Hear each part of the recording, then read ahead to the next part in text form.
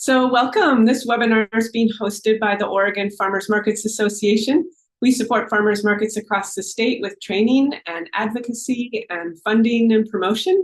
And besides putting on workshops like this one, we hold monthly online meetups for market staff to talk shop about what they do. And we have something basically scheduled every week all the way through the year. You can check out our 2024 schedule online and see what's coming next. And we hope you'll register and join us again. And we also have recordings of all of our past workshops, so you can check out what we've done before. And another way to find out about what we do is to get signed up on our e-newsletter, so you can hear about those. So today we're going to hear from Mark Kajitani, who is the HR consultant associated with the Nonprofit Association of Oregon. Farmers markets don't often have HR departments, but they still need to be skillful in how they handle recruitment, onboarding, retention, and departures for their workers. Mark is going to show us how to do all of that. So hi, Mark. Please introduce yourself and let's get started. Hello, thank you so much for letting me join you today. I'm super excited as a huge fan of farmers markets, and I'm excited to give you a crash course in all things from seed to harvest of how to do human resources effectively, no matter the size of your organization. So before I jump in, I do want to just give a plug for the Nonprofit Association of Oregon. Of course, they're an outstanding resource with lots of trainings. They have a jobs board that I'll talk a little bit about in a few slides, and lots of great resources for anyone in the nonprofit community here in Oregon. And I've been working with them for quite some time and as a consultant, and lead a number of workshops as well. So outside of that, I am the People and Culture Director at Oregon Public Broadcasting, OPB. And before that, I was a HR Director at IRCO, the Immigrant and Refugee Community Organization.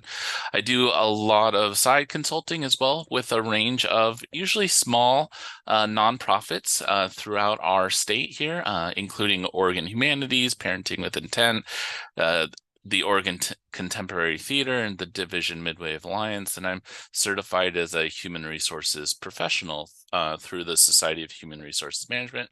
I'm an avid birder. I play the banjo. I love coffee, and I am a CSA member and I pick up my share at the local farmers market. So again, super excited to be out here talking with you about a variety of things. And as Amanda mentioned, we're going to start a little bit talking about recruitment. We're going to be going over onboarding, what you do once somebody is part and joining your staff, and how to keep them for as long as they possibly can and as long as you're able to, and make their journey successful. And then lastly, we're going to cover like what to do when someone decides it's time to depart your organization. And so I'm excited to cover these things, and I also sort of want to start by level setting, right? I understand that many of you are super overstretched, you're super under-resourced, you're often doing a lot with very little, and so my hope is to give you some straightaway tools and talk about some things that sort of you can use to uplift and cultivate and bring up the staff and yourselves. If you're a board member, supporting the team that runs your markets in a sustainable way. And again, learning how to address all the challenges that might come up and empower you to improve those systems so that people can continue to be the main factor in the success of your organization. So, lastly, I will be having some time at the end for Q&A, and closing. There'll be some additional resources that you can find, and you can find this slide deck as well as some additional resources will be posted available to you afterwards. So note that many of the slides, they might have sort of check boxes, and you can use these as tools in the future as well. So starting off with recruitment, I'd love to ask, are you hiring right now? Are you looking for folks to be part of your team? And what kind of roles are you hiring for? Maybe you can throw that in the chat. Recruitment really is about finding the right people for your organization. And I always start, no matter what the industry is or what the team you're on, is starting to by gathering the people together around me and visualizing your ideal team. How does it work? How does that team work together, communicate together? What are the different things that different people are doing? Because sometimes we're out trying to find people that are just doing you're focused on getting specific duties and responsibilities and tasks accomplished, but it's oftentimes very helpful because to zoom out a little bit and think about what kind of teammate do you want? Because oftentimes what makes someone successful or not successful actually has very little to do with whether or not they can do a specific task. It's their communication style, it's their collaboration approach, it's their way of strategizing and working through challenges when they come up. So again, thinking about and visualizing your ideal team. And sometimes that also means thinking about complementing your team's current skill set with differences, right? And sometimes that means looking for people who are very different and can engage new audiences, new things, and bring in fresh ideas. And so always starting from that place of brainstorming about what your ideal team would look like in 3 months, 6 months, or even next week if you bring on a new position. And so the next thing that you also want to do is think about how much you're going to pay a position. And I know that as we develop job descriptions and job postings, some organizations are much more used to posting their job ranges. And so one of the HR sort of rules that has been changing pretty steadily throughout our community is a need for more pay equity and pay transparency. And so both in Washington and California, there have been recent law changes that require you, if you're going to go out and post a position, to list compensation ranges. There was recent legislation in Oregon to get that. It didn't quite make it over the finish line this last year, but my guess is it's coming soon. And many of the job boards that we're also all using to sort of recruit and look for folks, they're also developing this and expecting this. So, for example, MaxList is a big job board up here in Portland, and they're now requiring everyone list compensation ranges. So if you weren't doing that before, or if you were writing down depending upon experience and that sort of thing, know that moving forward, you really should start and begin listing compensation ranges. And the other thing that's also helpful, and there's a lot of rules and regulations about, are background checks, right? Within the state of Oregon, there was some law changes a few years ago that were called Ban the Box, and these law changes forbid organizations from asking applicants whether or not they had a criminal background check, criminal background history, and eliminating them from even consideration for employment prior to them applying. And so you can and you may be required to run criminal background checks, but those can only be done after you've made a conditional offer of employment. So after you've sent someone that offer letter, after you've gone through that whole application process and interviewed them, that's when you can do a criminal background check. You can't do it beforehand. And we really do encourage people to leave that off of sort of those, do you have a criminal record history questions off of applications. And so it might be important, though, that if you're looking for someone that is going to be working like in the schools and like doing some education there or working with youth, you may be required to do criminal background checks. And so sometimes it's important in those job postings to note that a criminal background check will be run or conducted, but know that you don't want to ask questions on the application right up front. The big thing that I see, especially within the markets that I have helped support, is around trying to identify who you're trying to find and what category they are. There's oftentimes a lot of confusion in this space, and so I want to get out here and talk with you all specifically about the difference between a volunteer, a a contractor, and an employee, right? Because they're very different statuses, but oftentimes they can get confused in the marketplace, in the farmers market, and within other companies. Sometimes people bring on volunteers. They could be board members, they could be true volunteers. Wonderful. That is great. Someone who's providing some services. They're not provided any compensation. You might have a great volunteer agreement with them that covers things like what happens if their photos get taken? Can we use those in promotional materials? And what information should they keep confidential?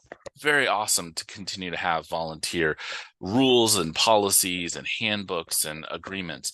But they're very different than an employee, which is someone you're paying per hour or on a salary basis, and they would be getting a W-2 at the end of the year. And sometimes organizations will say, I want to just give them a stipend, or I want to give them a gift card or something like that. And if they're a volunteer, and I would caution organizations from doing that, because it can be very messy. And it's if they're an employee, then they really should be earning at least the basic minimum wage here in the state. And gift cards or stipends are not ways around getting that or rewarding someone in lieu of compensation. And so that's an important delineation to make.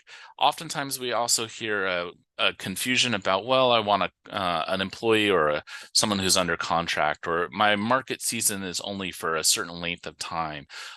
Is that a contractor? And so a contractor is somebody who, works underneath a contract. They have a written agreement.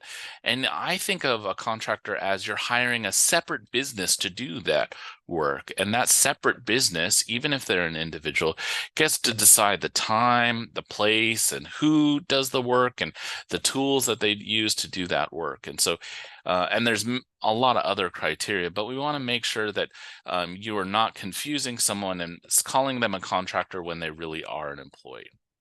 What's the risk if you get these things wrong? Well, there certainly is a lot of risk from the IRS side if you mislabel someone as a contractor, because with a contractor, you're not paying them taxes and other potential benefits. And the IRS can say, oh, no, you have to pay that, and you have to pay the fees for getting that incorrect.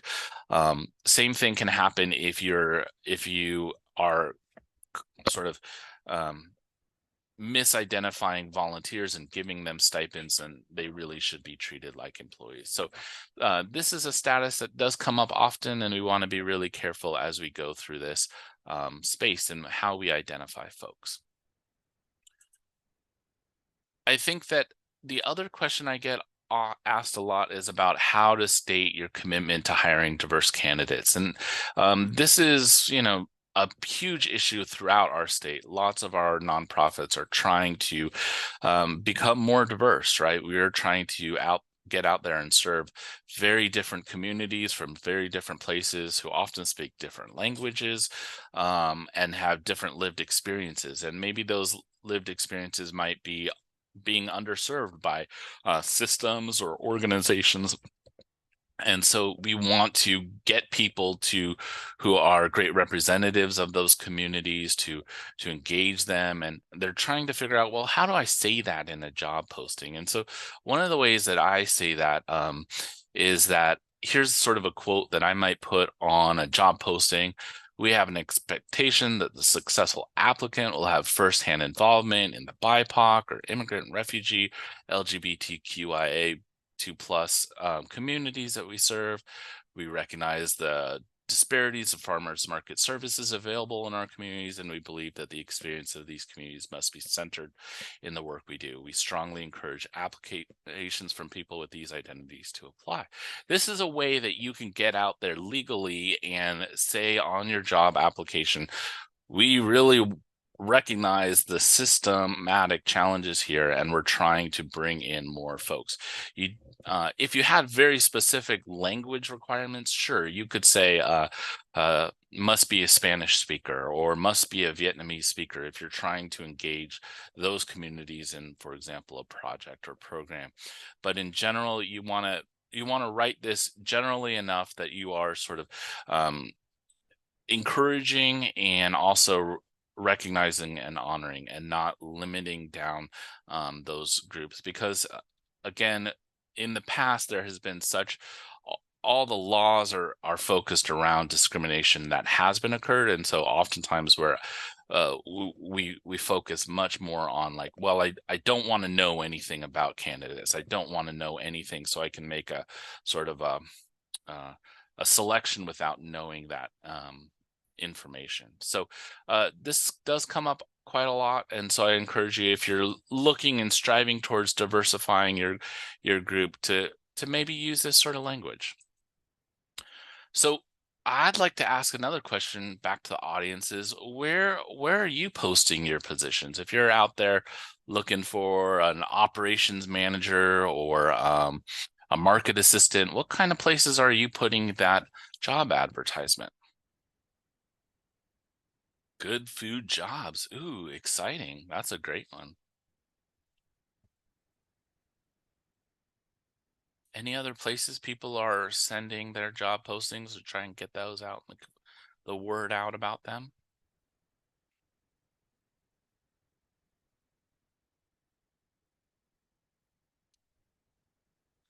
So I'm going to give you a whole long list, and by no means, oh, max list. Yeah, absolutely. Manager level jobs. Idealist, Oregon Farm Link. These are great. We'll add these to my list. Let me give you just a basic listing of all the places that like my team goes through whenever we have a position. And there are a ton of different places, you know, from your own website to your all staff emails or volunteer emails, all those social media places, of course. Often overlooked are those different chamber of commerces. And here in Oregon and Portland, there's a diversity of them, and you can also, you know, get out there in front of specific communities. Max List, it was mentioned here, the Nonprofit Association of Oregon, for example, just revised their jobs boards. Partners in Diversity has a jobs board. Urban League of Portland. Some of these organizations also have, for example, job developers and career coaches that work with them. And so when you get your job posting to their organization, those job coaches are often out there working with their clients and their communities to get people to apply into those positions. And so that's a great place. WorkSource Oregon, of course, is our employment department. Handshake is the main source for a lot of our local colleges and universities that get those connections out. The career centers at the different schools can also promote your ideas and your postings. So if you're in a small community with a community college or another university, I encourage you to forge relationships with those career centers, because they, beyond just putting it up on their job board, they can often invite you out to meet with students, to participate in career fairs. They'll schedule interviews for you, all sorts of things. The other thing that I also like to recommend people rethink that often is a gap is people who've left the organization. We call them in HR world, they're called boomerangs. So they go out and come back. But, you know, a lot of the organizations I work with, like, I'll be honest, like maybe 5 to 10% of the organizations are people who have left the organization and came back after some time. Maybe they've gone out, done some other work, done some studies. And so always considering getting out to those departed employees, if you've departed on good terms, of course. And lastly, I would really highlight referrals, right? Referrals are one of those main ways that we know people are hearing about our job. There's somebody in our community, a board member knows somebody, a volunteer knows somebody, an employee knows somebody, and they're making that direct referral to your position. I can't understate how important the referral network is. And so if you have any amount of dollars to spend, I would always put them into the referral option, because that's the place where most people find success in getting positions, even beyond all of the LinkedIn and the Nextdoor. But I do love all the recommendations. I'll improve this list with the Oregon Farm link and the others that you all had put it on here. Good Food Jobs. I think these are great resources. So once you have someone, right? Once you've made that job offer, once you've gotten them to agree to it, then we begin this onboarding process. And I think onboarding is really helpful. I think about when I've been on a cruise ship, right? They take the first few minutes and there's a safety checklist that you go through, and many organizations do different opportunities to sort of get people oriented right to their organization. But I can't stress enough how important onboarding is in an employee's success, right? What you don't want is that immediate turnover because it wasn't the right fit, things didn't work out. You're like, someone's there, but then they leave for 25 cents more an hour, or they started on the wrong foot. And so just being very thoughtful that how a good onboarding experience for someone can really set them up for long-term success within your organization, so that they know the lay of the land, they know the sort of what's expected of them. And oftentimes people think, well, okay, that starts on their first day, but really, for what a lot of what I see is it starts from the moment that offer letter goes out and is signed to even well before that. What are you communicating with people before they start, right? How are you educating them about your mission, your vision, your values, or any other information that they can learn along the way? Because sometimes people don't often start the very next day, right? Maybe it's 2 weeks out and they have a little bit of time. So, take advantage of that opportunity to send them a little video, to send them a little bit more about your organization so that they can read in their spare time, so they can watch in their spare time, and they can learn. And know that even from all the communications that you're doing, they're learning about your organization, about your tone, about how formal or informal you are. And so things like your offer letters or other documents that you're sending along the way really do help get them prepared for whatever you're going to be bringing them into. We also want to be really working towards figuring out how to announce them, right? And sometimes we can just send off a quick email letting people know that people are going to be announced. But oftentimes, like, it's a very social world now, and you're trying to build connections in. So consider consider employee announcements that might include a more bio about that person, or include a photo about that person. They could even flip on a Zoom and record a welcome message by themselves, and you could send out a video to those, just so you can get a better opportunity, so that people around them who know that they're coming can get to know them as quickly as possible. The other thing that I like to start thinking about as someone is joining your organization is how to connect them with a peer or a mentor. And I know that your organizations are small, but maybe there are other market managers, or maybe each other on this call, that you can connect folks in and with, and find someone who might be able to be a guide, be someone who has walked in their shoes a little bit, who know a little bit more about the experience that they're going to be walking to. Maybe it's a board member, maybe it's a seasoned volunteer. There are a lot of opportunities to connect someone, a new employee, with a peer or mentor right from the get-go. And having that buddy from the start really does help with the belonging, and it helps the long term with the retention of folks.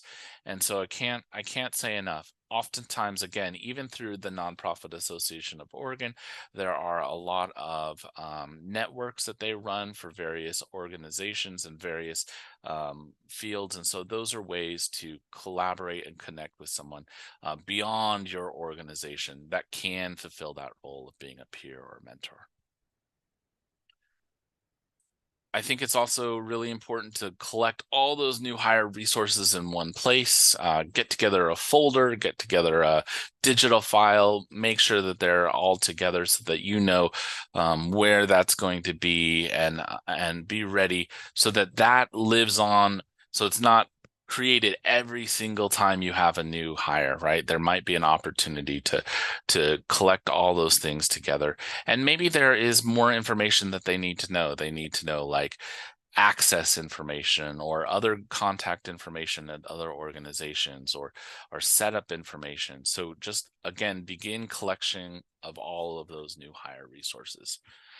And lastly, I think whenever we're onboarding a new employee into an organization, I like to take a little bit of time, a little bit after, a month, 3 months down the line, ask them a little bit about their experience, right? This is before they've been with the organization 4 years, and there's a lot of water under that bridge. We want to know, like, how did this onboarding work for you? Was the material okay? Did you wish you had something? Did you were you able to navigate? Did you get the connections that you needed to? And so this can be done in a kind of a like a stay interview or a new hire feedback forum. You could even do a Google form or a survey of some kind. Lots and lots of opportunities. But I think without asking, you won't know. And usually the people who are the most recent new hires have like the best ideas for what works and what could be improved. And oftentimes it's just reassuring yourselves like, actually, they had a really good experience with this onboarding. They liked the job postings, they liked the interview process, they felt respected through this process, they felt like it worked for them. So it can become a marker of understanding your organization's strengths. And so with anything, I like to think of onboarding kind of in a checklist. I'm a big checklist person, and I like to make sure I like to break this down into a number of very specific steps. And so when I'm thinking about these steps, and included in this packet, I will, with the presentation, I will also include an onboarding checklist so that you can actually have a document that you can check off. But I like to think of them in sort of their distinct areas. The first off, of course, is those management tasks, right?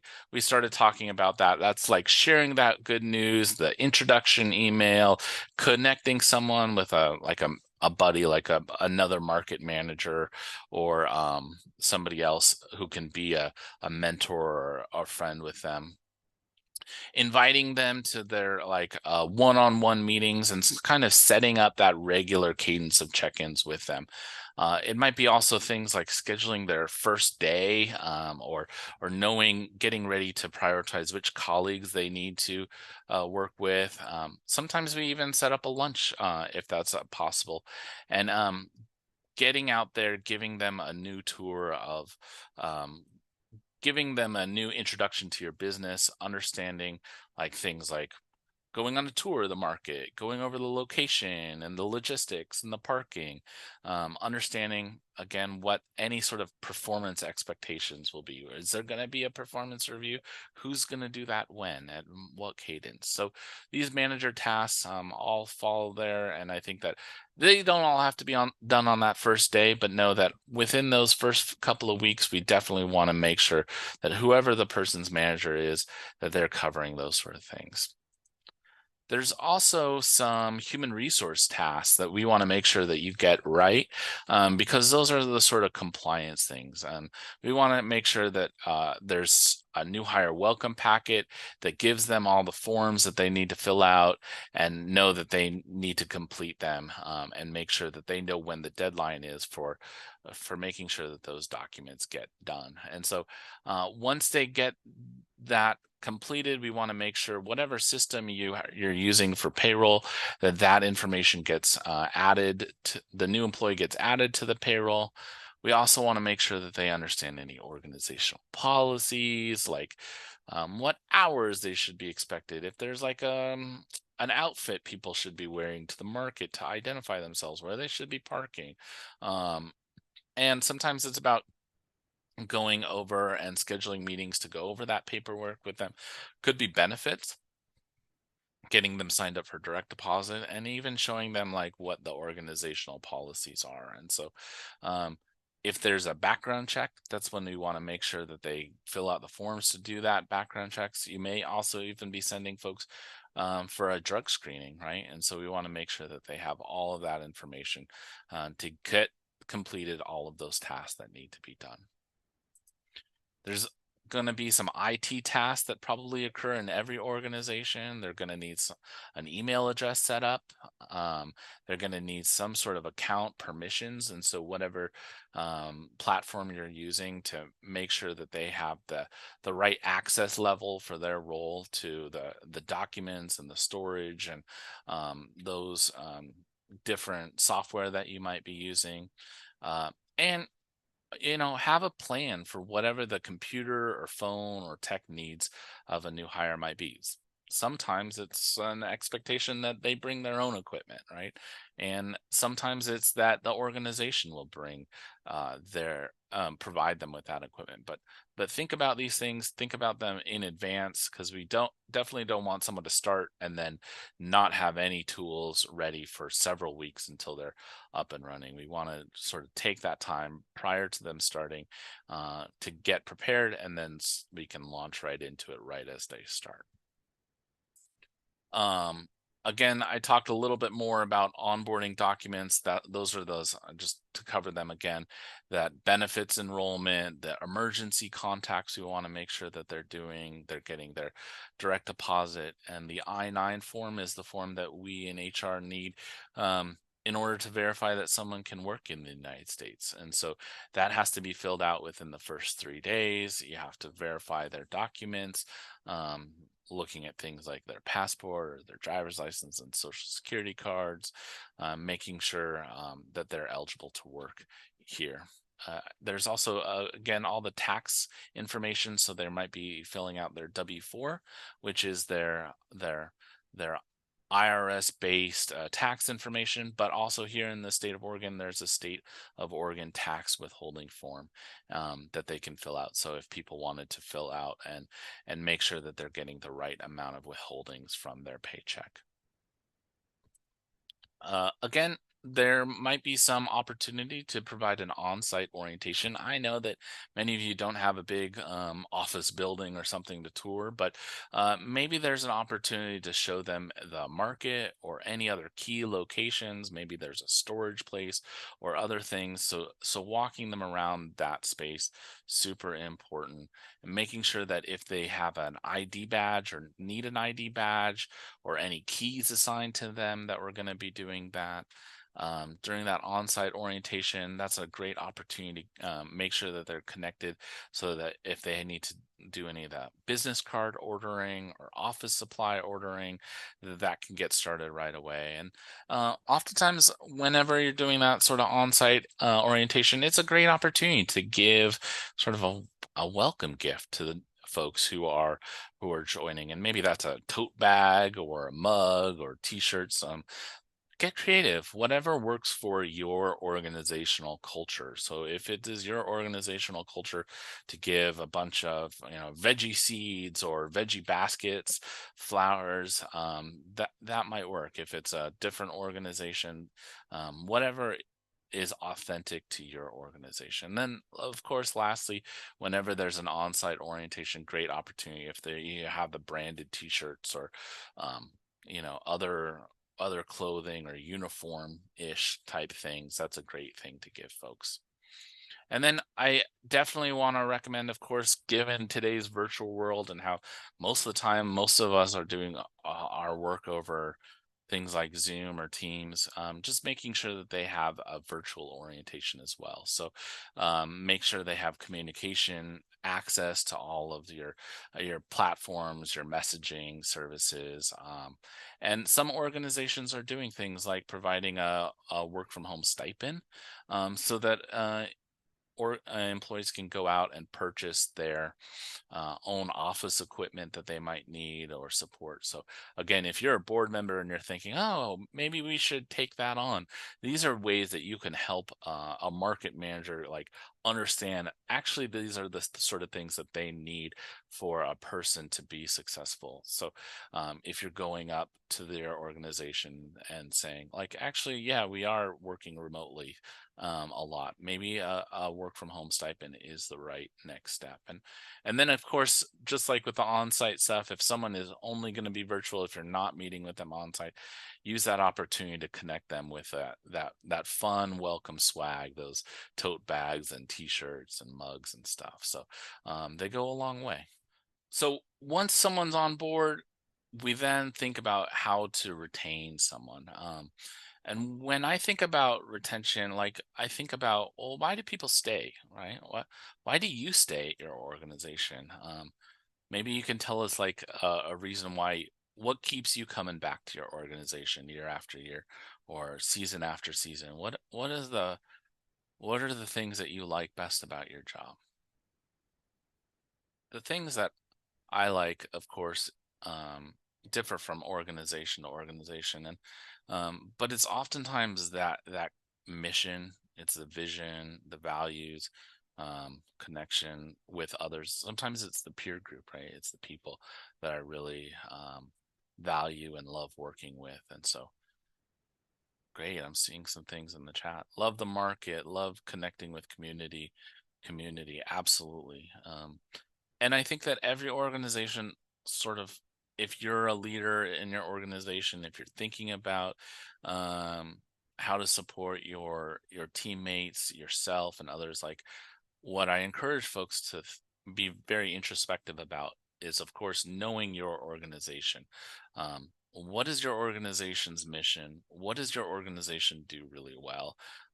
Because I always encourage sort of a strength based um, approach to understand, well, like maybe our organization um, really is great at flexibility, right? People can work in the afternoon if they need to, or in the early mornings as they like, and maybe that's that, right? Like, I was once worked at a natural foods place, and I'll tell you the best thing that they did was they had free lunches that were like these amazing vegan lunches every single day. And like that was a thing among our staff, and staff knew like actually that's one of the best things about the organization. And so just knowing whatever your organization strengths are, like getting out there and promoting them, because that is oftentimes the reason why people stay. It's those connections to community, for example. And so centering around that, making an opportunity to know like that's what our organization does really well. That's part of the organization's mission. And so by promoting that, bringing that forward, that keeps people engaged and satisfied, and it keeps people understanding and coming back even when there's hard days, right? And we all know there's going to be really hard days and really, really, really hard days. And those sort of things are the things that really do make a difference. And so, but that's unique to your organization, and not every organization understands that. The other thing that we want to really begin to focus down on using, like, I like to think of it like an HR lens, like my HR set of glasses, right? I'm going to put these set of glasses on, and I encourage you put your own set of glasses on, because there's specific ways that we understand and look at how to understand why people leave your organization. And the first one is really understanding what makes an employee leave. Like, are they leaving because they need a different career path? Are they leaving to care for their family members? Are they leaving because they're retiring? Are they leaving because it's the end of season? Are they leaving because they want to go back to school? There are so many different ways to understand um, why someone leaves, and it's pretty unique to understanding like what what what you can do to create ways to keep them. And like I said before, just as much as an exit interview might help you understand why someone is leaving your organization, just as important is understanding what makes them stay.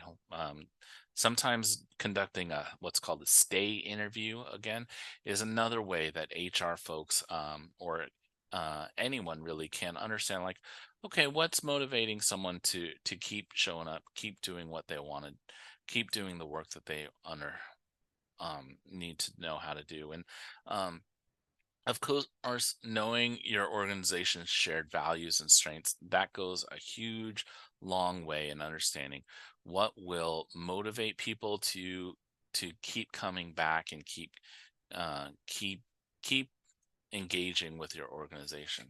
I think there are some other HR basics that you want to implement in your organization, and that's to make some recordings of your turnover. You want to know, what is your turnover rate? Like, if I'm saying, what is your organization turnover rate? How do you calculate that, right? That's simply how many people have left your organization over the last year versus how many people are in your organization, right? And so if you have 100% turnover, if all of your organization is turning over every year or every 2 years, that's a huge challenge that you're trying to stabilize.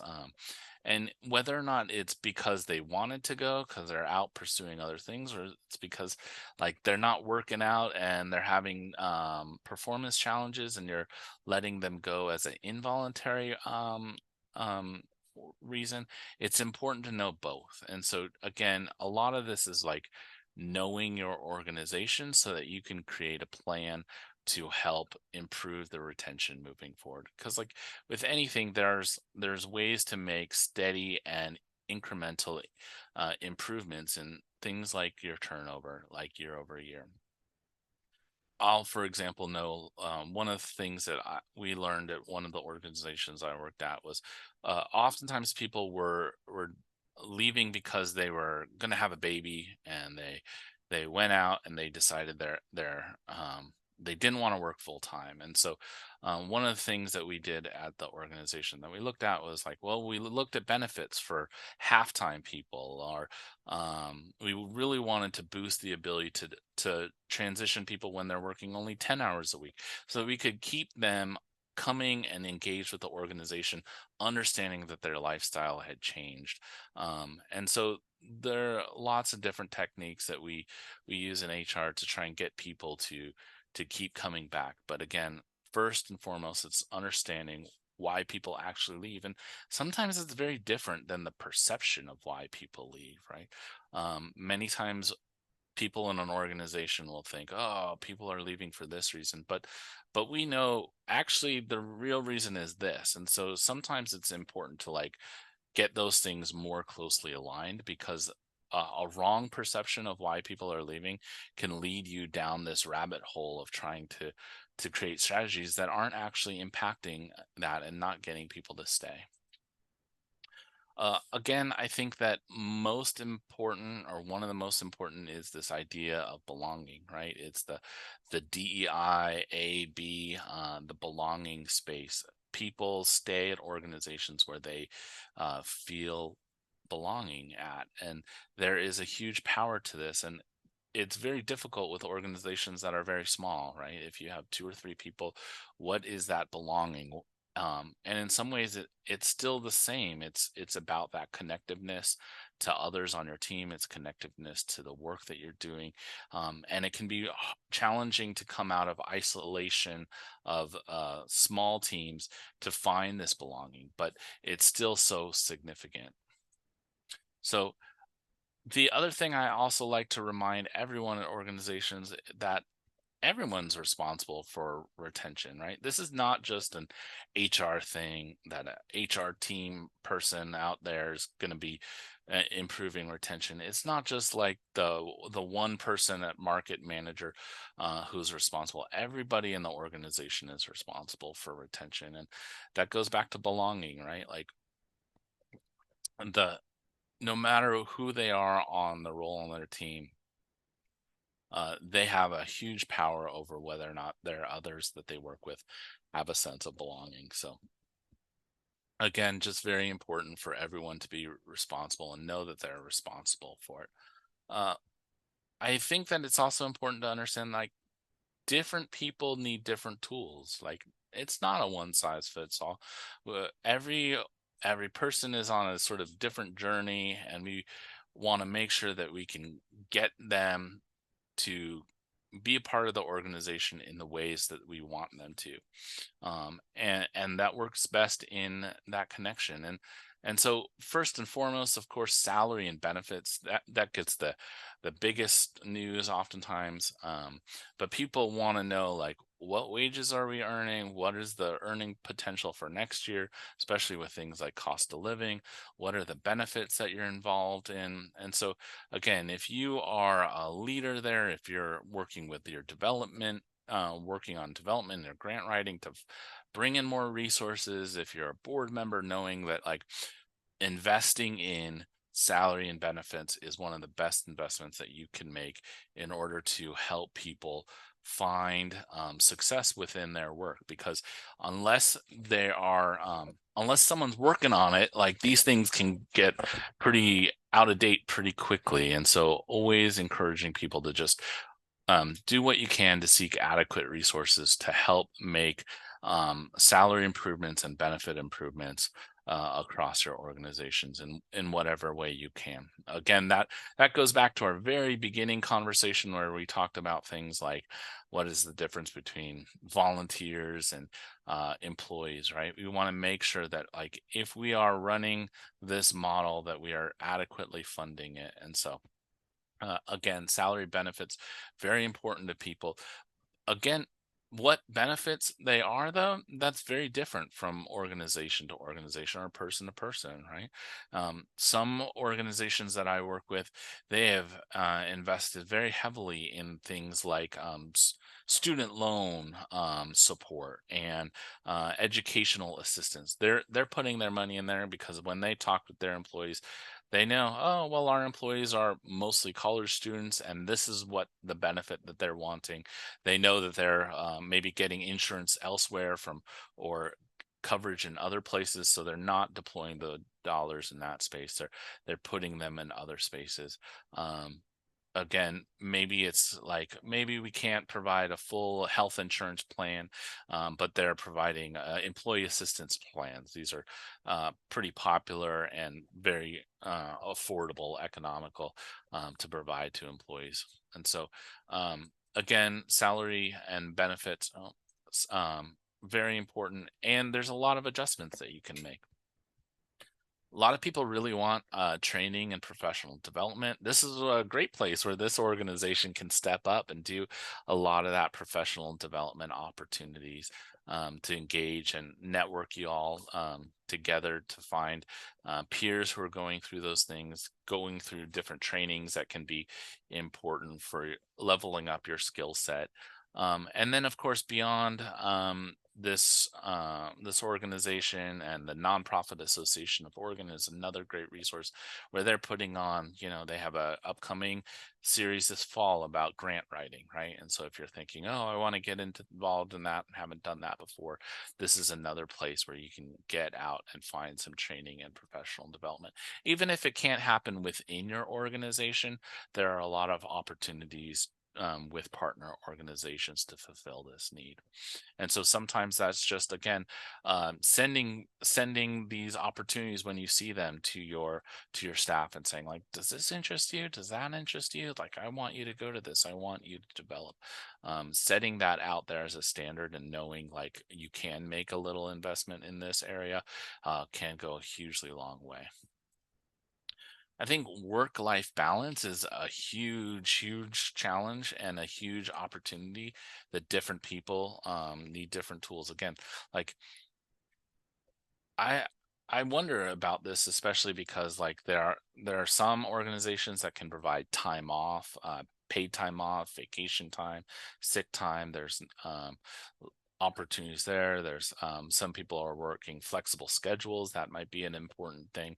But I wonder how employees can achieve this sort of work-life balance when like markets don't necessarily stop for the weekends or even holidays. So I'd love to hear from you all in your chat. Like, how do you manage work-life balance? Any ideas out there how what you've seen to be successful ways of managing work-life balance in your organization? Sometimes I see organizations do a lot of like flexing time. So if you've got to work on Saturday, then you take the Monday off, or or other things of that nature. Some like do big shutdowns during the winter season so that it's like there's not a huge expectation of working over the course of the certain breaks. Sometimes there's seasonal markets that are very important. So again, love to hear any ideas or any strategies your organizations are using to sort of find work-life balance, right? Right. I think in the end, there are opportunities, and again, I encourage advocacy in this space. Your staff often need more support to take the time off, so that they can rest, and so that they can um, come back recharged. And so if there are other opportunities to scale down seasonal working, great. Setting office hours, yeah, like that's really helpful to understand, like, hey, please, like, after this time of day, like, not expecting you to get back to me. So if there are flexible arrangements, because this is becoming um, more and more of a challenge. We all learned from the pandemic. Everybody was in my living room and all the time, and so I felt like I was working all the time, in the evenings and early mornings. And so learning to rebalance, learning to bring those boundaries back in, so that it works for me, but it also works for my other teammates who need that space and understanding. Um, yeah, I see some office shutdown days, burnout, and lack of work balance remains one of the most common conversations. Yep. I think having that conversation and making space for conversations about burnout is critical, whether that's surveys or the commonality of it as a trend across the organizations. I think those are super important, and I think that it is um, really a big challenge that a lot of organizations are facing. So, again, glad to hear that people have flex times, flex holidays. Very large. A lot of people are moving to, a lot of smaller organizations that I've seen have moved away from like designated holidays and more of like, here's your bank of 10 days that you can use as you want throughout the course of the year, because maybe different holidays speak to different people, or maybe they want to group them differently. And so I've seen a lot more sort of designed policies around time off that are less rigidly structured around the federal holiday system, for example. So um, yeah, I think different people, of course, want different advancement opportunities, and maybe that is to move into more management. Maybe that's just to move into more expertise in that area. And so making opportunities for those conversations about what advancement looks like. What does it look like for you in your role? What do you want to be in 2 years or 3 years? Do you want to be doing the same thing? Do you want to be doing something differently? How can you advance? And finding those ways and those ladders and pathways to find advancement. And again, this is that another opportunity where things like mentorship and buddies can provide examples and models through which others have said, "Oh, what? Tell me about your course." And how you got to where you're at, and like learning about someone else's course can help define what an advancement opportunity could be. Um, as much as possible, I really recommend organizations take the opportunity to recognize achievements and milestones, right? We don't get enough of them, and we certainly don't make enough time to celebrate them. But if they come along, celebrate them loudly, celebrate them um with with joy, because these celebrations, whether that's saying like we had a very successful this, or we achieved that, they are that shared way so that the organization can bring light into some aspect of the work that maybe not everybody understands or sees, right? Maybe there was a youth education program at a market running, and it was very successful, and it brought in these youth from a different group than traditionally is there, or maybe it just survived the summer season, which can feel daunting in itself. But again, whatever the milestones are, like, recognize them and celebrate them. They could be things like, oh, I've been here for 3 years, I've been here for 5 years. Like, recognize that, celebrate that, give people that opportunity, because so often it can get skipped over and it can feel like, well, maybe I didn't get recognized for it, so I don't feel like anybody else should, or I don't feel like I have to be that. Maybe it's about really telling whomever in your organization what that designation is. Like, oh, okay, that should be the right way that we celebrate those achievements and milestones. And then, of course, I do really expect that organizations um, should have some sort of structured conversation from an HR side, like whether that's evaluations or their professional development. Like, you have to have a structure, a methodology, a schedule there so that people know. Um, I'm going to have a conversation about my professional development, about my compensation, about my benefits, about my work life balance at these intervals, and not that's sort of that way to sort of let the steam off on conversations so that they don't build up and people feel like, well, they never talk to me about my wages, or they never talk to me about my work life balance. But like, having a structured um, strategy and timeline so that you can communicate that to your staff and know, hey, every June we're doing this, and every December we're doing that.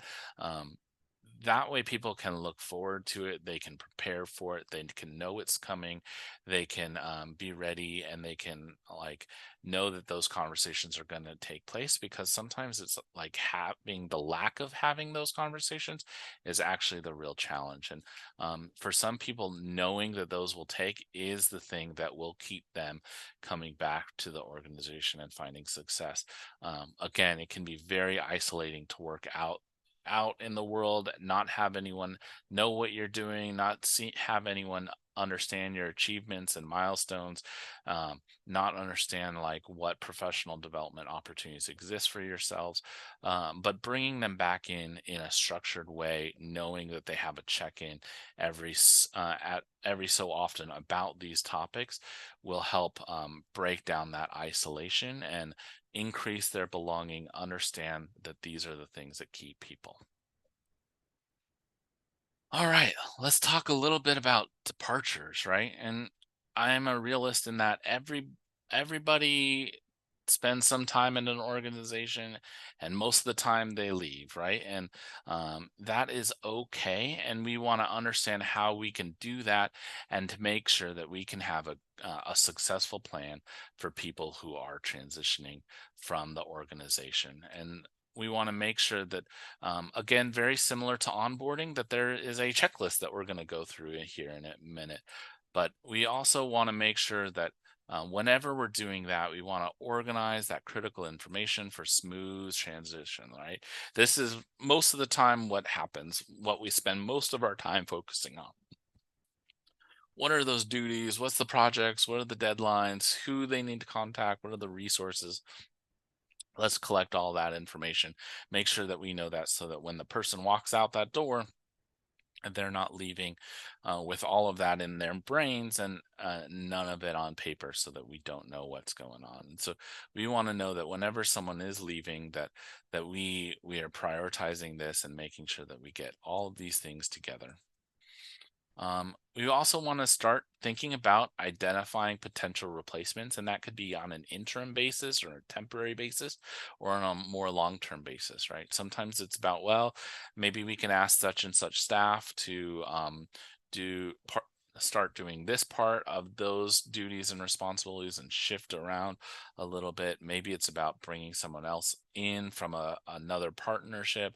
But again, thinking about and strategizing about, well, who can do this, um, and partly that is about, again, getting prepared to post and getting back to that recruitment phase, but also just like, what is our interim plan for making sure that we have a plan in the meantime.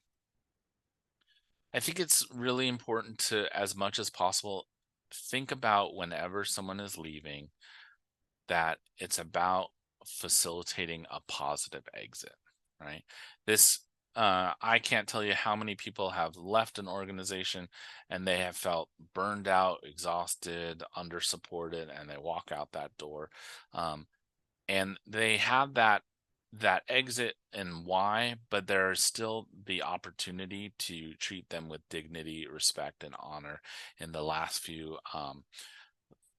little bit of their time here and as they exit. And so, again, thinking about how to help someone leave on a positive note, right? And developing a communication plan regarding departing employees. And so, as much as possible, love to foster this idea that, like, some point when people leave and they think back about their time at our organization, they think about it not as a job that they got burned out on or that didn't treat them well, but they think about it more like their experience at a college or university, right? They might think of it fondly. They might think of it like, I did my time, I learned a lot, I accomplished a lot, and then I moved on to something new. Sort of keeping that model in mind as how to strive for that. And then, like, again, that is that opportunity to keep in contact with them as an alumni, right? Moving forward, keeping them, help them leave on a positive note. And part of that is, again, talking about them positively and developing a communication plan for all those around them. What we often see, which we're trying to avoid, is the sort of someone leaves and then there's like the cone of silence. Like, nobody talks about it, nobody understands why. And when that happens, it creates a lot of instability, right? People become to feel unsafe at work. They're not sure what is coming next, and they don't really have a good visibility into the situation. And so, if, for example, you run into the situations where people have departed because a performance issue, it is okay to have listening sessions with your staff after that, to have a town hall to talk about that if it was a very high profile position. I wouldn't ever talk about that specific person or that specific person's situation, but you can always use that opportunity to come back to your central values as an organization with which you might have approached any situation. So maybe it's hey, we always talk with people and we talk about we work through a progressive discipline. We always work through um, letting people know, giving them a support plan to improve. We talk to people in writing. We give them lots of opportunities and lots of coaching along the way before we ever make difficult decisions. Knowing that in advance and getting out and talking to your employees and saying, "Hey, like, this is our strategy of how we go about doing these things," helps bring about some reassurance to everybody else who's remaining, that there is a structure there. And so that is a way that you can develop a communication plan for those departing employees, so that everybody else who knows who's leaving, that individual's leaving, or that individual has left, like, you're out there. Also, we want to make sure that, like, beyond our organization, what is that plan? And so let's talk a little bit more about this idea before we jump into the checklist on conducting exit interviews. And so I had mentioned that early on. I'm a big believer in exit interviews. I think we spend a whole lot of time on the front end of interviewing people, understanding what they're looking for, understanding if that's what we're looking for, and we're oftentimes don't make the time or space to conduct an exit interview. So if you're conducting exit interviews at your organization, let us know in the chat, because I'd love to know if you already are doing this or if this is something you've never done before. But for me, an exit interview is a real basic questionnaire, basic conversation with an individual to understand um, their experience, right? And to understand what they liked about their job, what they would have changed about their job, whether or not they were able to work successfully with their supervisor or not. Um, Anything that you can garner or learn about why did they start looking for a new position. Oftentimes we hear, oh, I needed more money or I needed a different job, but, like, actually, I want to get to the root of, well, why you went searching for that. And so those are that opportunity to like collect that information, um, and then to like review that as a team, as with whichever your team is, to understand like what are the trends, so that we want to know like, why are people leaving this year? Is there anything that we can do about them? Don't just like collect that information and then like leave it on the shelf, because that's not helpful to anyone. But it also gives the opportunity for someone who is departing to like share their real feelings about what went on in that opportunity. And um, there's a certain amount of like allowing someone to sort of vent or share their feelings when they're departing often will break down some of those barriers with which people are often not are super guarded about during the course of their employment. They might be guarded about something, they might not share about it because they're worried about talking about it. But once they've decided to depart, they feel more safe in saying those sort of things. And so um, I think again, trying to understand like what that person's experience was and how to make that better for others is the goal of an exit interview. Again, we know that most people leave their jobs because of their supervisor, right? I think a HR study from the Society of Human Resources put it at 72% of people leave their jobs because of conflict with their supervisors. So if that's the issue, we want to know about that right off the bat, because we want to know if there's a trend there that we need to take very carefully and thoughtfully. So again, exit interviews, if you haven't been doing them or if you are doing them, love to hear about that in the chat. Um, all right. So again, back to this idea of a checklist. I'm a huge fan of checklists. I love that opportunity to check something off.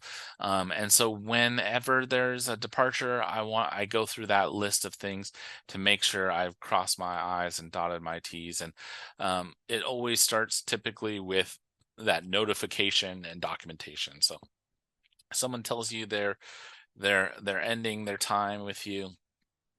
Um, Important, get that in some sort of written email, even a text message, but get that for their employee file, document that, and make sure that you've saved a copy of that formal resignation or their exit interview.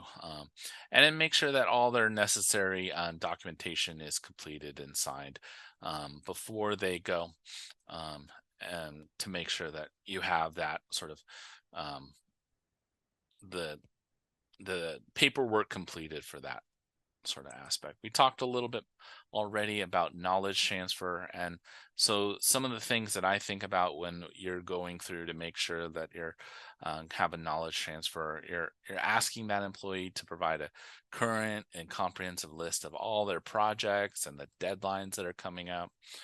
Um, Another thing that we want to do, if you have the capacity, is to give that departing employee time to train their replacement or other employees. Oftentimes we don't build that into the timeline, but we want to make sure that they have enough space and time to do that communication and training. And if training another person isn't possible, then like let's have them spend the time writing down those instructions on how to do that, so that at least you can have that document to like understand, well, here's the instruction manual ish on how to do that. And so keeping and transferring that knowledge is very important. Access and security, again, maybe not a huge thing if you don't have an office building or other things, but certainly there might be company property that a person has. Maybe you did issue a laptop or phone. Maybe they have an ID badge that you need to get back, or access keys or even any other equipment. You want to make sure that you're getting all of that back in the process. As well as you want to make sure that you're like ending that access to any email accounts, databases, or other internal systems that they might have access to. So any sort of sensitive information, you want to go through and like change those passwords for any shared accounts for departing employees, so that you've sort of go through that list and say, okay, like want to make sure that whenever they're gone, that they can't still access into those sites that you need for work. Um, there's some sort of expectations around final pay and benefits. And so, if, for example, you are, if they've given you notice and you have to put together a final paycheck, know that typically you have to have that final paycheck ready for them on their very last day of employment. And you can't just process it the next time you typically process it. Usually, you also have to pay out any vacation time or pay time off if they have it in their system that they haven't accrued. And you want to make sure that you've terminated any health insurance, their retirement plans, or other benefits. And you might need to issue them the COBRA paperwork that goes along with continuing health insurance, or 401k or 403b, like um, uh, departure information packet. So you want to make sure that they have all of those benefit issues coming and are clear. There's some legal and compliance. This is really about making sure that, like, if there's any sort of confidentiality of like client information, that you remind them of those expectations, and that like whenever they're leaving, that they don't get to take with them all of that legal things that they might have agreed to keep confidential in the meantime. So um, and then I guess again, we talked a little bit about feedback, things like scheduling that exit interview, making sure that who's conducting that exit interview, is it appropriate that their manager is? Should it be somebody else? Will that encourage them to speak more transparently or less transparently, depending upon who that is? And then think about what you're doing with that feedback, with that exit interview. And so trying to figure out, like, is there a plan to address any of the items that were brought up during that time? Who gets that information, and when do they get it? And lastly, of course, we talked a little bit about departure communication. So again, always, as much as possible, say goodbye on good terms. Like, thank the employee for their contribution to the organization. It might have gotten very messy there at the end. It might be very challenging, but I'm sure that along the way in their journey with your organization, there was successes. And so, if you can make the opportunity to celebrate that, to uplift that, that's really important, as much as possible. If they're if again, if it's a positive note that someone's leaving, maybe there's an opportunity to invite them to join like an alumni network, or like a friends of network, because sometimes, again, like I said before, people who've left come back. Sometimes they can become great supporters of your organization down the line, and keeping in contact with them, even if it's just a short note saying like, hey, you're missed, and we're really thankful for your contribution, and this is what our organization is up to, based on the foundation that you helped build. That is a really great way to, again, help them depart and stay on good terms. Of course, you're going to have to do some formal notifications, so notifying any like funding sources if you need to, or clients or partners about that transition. In that, you want to introduce whoever the new point of contact is, to make sure that they know who they should talk to moving forward. You want to go through any like internal directories and or contact lists to update, making sure that those lists are updated, so that people, again, know who the right people are to contact. And again, like I said, if there are opportunities for holding like debriefing sessions with your staff, talking about them, figuring out who's stepping up or stepping in to do the transition for responsibilities, who's going to be stepping up for the new hires, who's going to be stepping up to begin that process of recruitment, again, building those job postings to look for something out. And then afterwards, after you're done with um, that I do encourage sort of again, if it's an amicable departure, like continue to do sort of a post department departure connection. So again, reach back out to them after a few weeks to check on how's the transition going. You could always, if you didn't invite them to an exit interview, then you could invite them back to give any additional feedback. So again, great opportunity to use a checklist to go through and make sure you're not missing any steps. I want to leave you with a few resources so that you can go out and find more training and support and learn a little bit more about HR topics. First and foremost, of course, the Nonprofit Association of Oregon. They have a lot of great resources there, trainings coming up, training series, networks that you can join. The Oregon Bureau of Labor and Industries is a very, very valuable website.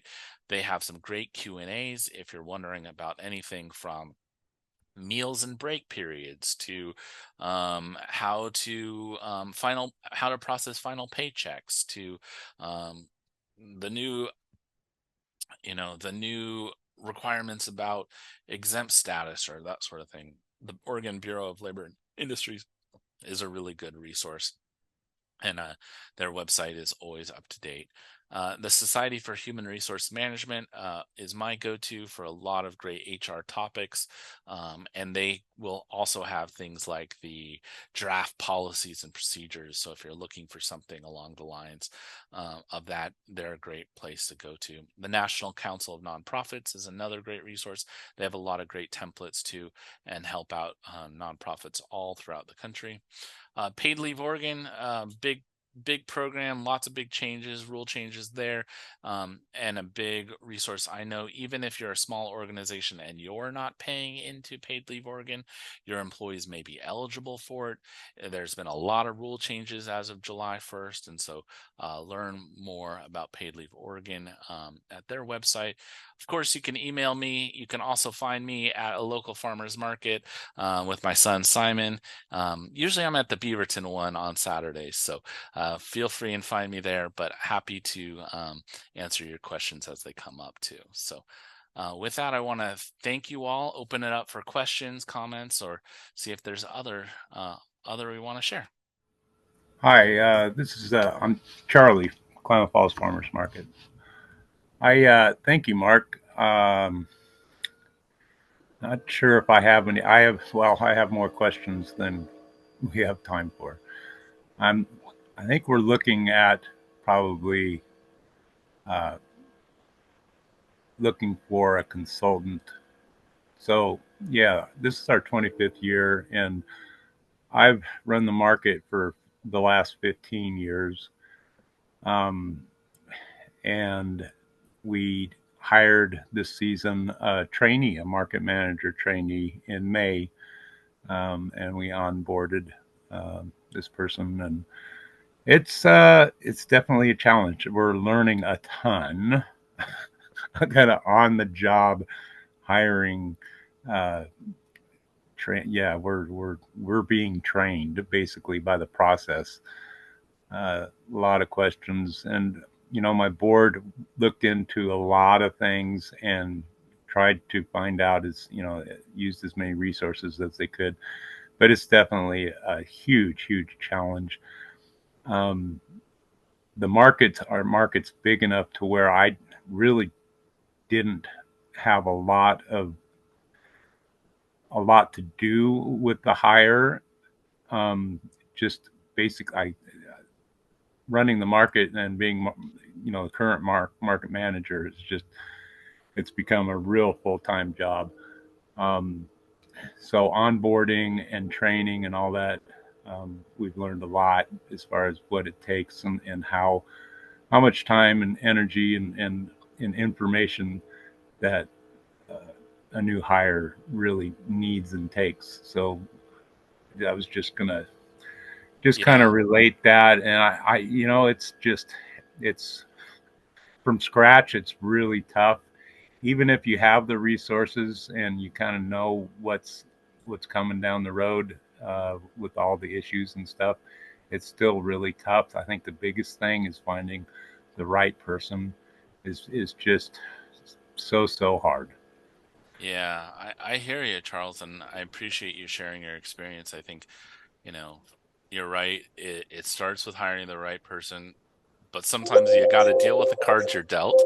And I think at the same time, you're also right in that like teaching someone is another full-time job. So like when you're bringing on someone, it's like you have to do your job, you have to plan to teach someone how to do that, and then you're teaching them. So it is a ton of work, and it takes so much longer. And at the same time, I think like many of us, like the old like medical school saying, like watch one, do one, teach one, right? Like teaching is an opportunity to learn more and to gain more expertise about something. So I do think if you're looking for consultants, again, I encourage you to talk with, there's a Nonprofit Association of Oregon.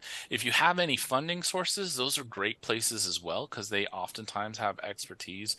Or they have connections. Like I know that I work a lot with through the Nonprofit Association of Oregon for organizations that have been funded by the Oregon Health Authority, and there's some like free, not free, but like organizations can get some consultation through there. So Right.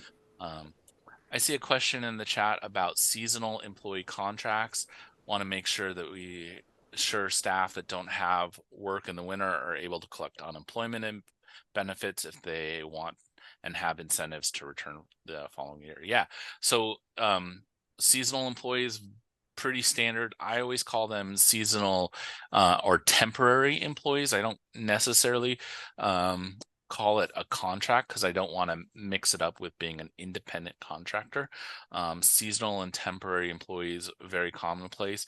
It is okay to say things like it is like limited funded position or seasonal to this time frame.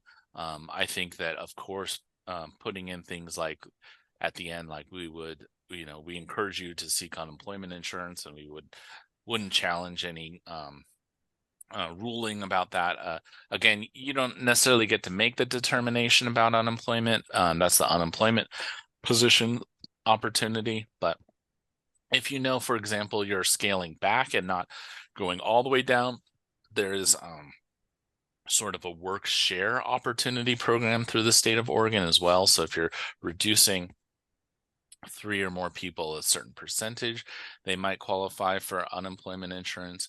But yeah, I think that that's really important. Seasonal employees, temporary assignments, limited duration assignments. Those are the ways that I would describe that in like job postings and talk about it. I would just remove the contract out of it, because contracts, again, I think lawyer written agreement, like written, we're sticking to that. So very commonplace. Well, it's been an honor to be with you all again. Thank you so much. I'm a big champion of farmers markets, huge supporter, big fan of your all. So keep up the good work, and I'm looking forward to all of your continued success.